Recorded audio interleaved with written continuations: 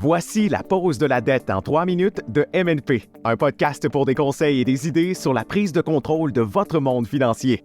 Présenté par MNP Dette. De nombreux Canadiens entrent dans le mariage avec un fardeau de dette important. Étant l'un des pays les plus endettés au monde, cela n'est pas surprenant. Cependant, les finances sont souvent considérées comme une affaire privée. Un récent sondage a révélé que plus d'un tiers des couples n'ont pas discuté de leur dette avec un potentiel conjoint avant le mariage ou ne prévoient pas de le faire. Étant donné que l'argent et les dettes sont des causes principales de divorce, ce manque de communication peut être préoccupant.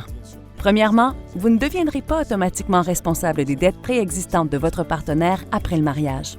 Les dettes contractées en votre nom restent les vôtres et les dettes de votre partenaire restent les siennes. Cependant, des décisions financières devront être prises ensemble, à commencer par un budget familial. Vos paiements mensuels combinés de dettes auront un impact sur votre capacité à couvrir le loyer ou l'hypothèque, les courses, les services publics, les loisirs et autres coûts partagés. Ce qui était gérable individuellement peut devenir un défi ensemble, pouvant mener à du ressentiment si l'un des partenaires estime supporter plus de responsabilités financières en raison des dettes de l'autre. La situation devient plus complexe lorsque les noms des deux conjoints figurent sur un compte de crédit, car les deux sont alors également responsables. Si l'un ne parvient pas à effectuer les paiements, le prêteur peut se tourner vers l'autre pour récupérer l'argent. Il faut donc être prudent en ajoutant un conjoint comme titulaire ou utilisateur autorisé sur les comptes de crédit. Leurs habitudes de dépenses affecteront directement votre dossier de crédit. Une utilisation irresponsable ou des paiements manqués auront un impact négatif sur votre code de crédit. Bien qu'éviter les dettes conjointes puisse sembler sage, ce n'est pas toujours possible. Les prêteurs exigent souvent que les deux conjoints signent conjointement ou garantissent de nouvelles dettes telles que des hypothèques, des prêts automobiles et des prêts ou lignes de crédit à limite élevée.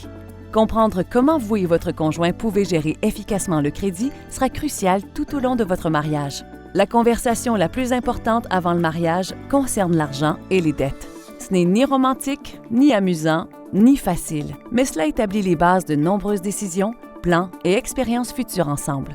Discutez de vos dettes, des stratégies de remboursement, des problèmes financiers passés, de votre personnalité financière, de vos habitudes de dépenses et d'épargne, de votre approche budgétaire, de vos objectifs financiers et des dettes futures que vous pourriez contracter ensemble ou indépendamment. Trouver un partenaire avec une compatibilité personnelle et émotionnelle peut sembler plus facile que d'établir une compatibilité financière présente et future.